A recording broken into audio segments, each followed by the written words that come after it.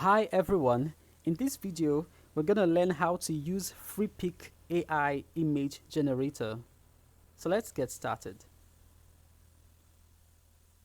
We'll search for Freepik AI image generator on our web browser.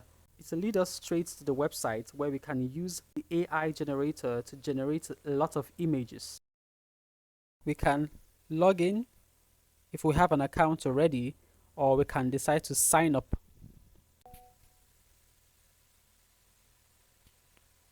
So we could use any of the Freepik Picasso tool here, right here on the interface.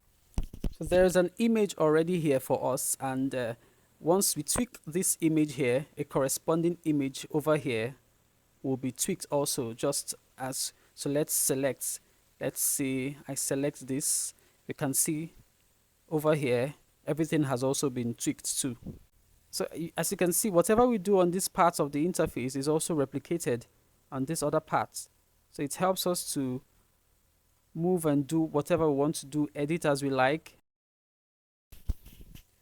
From this toolbar on our left hand side, we can pick Freepik resources and also add them to our drawing.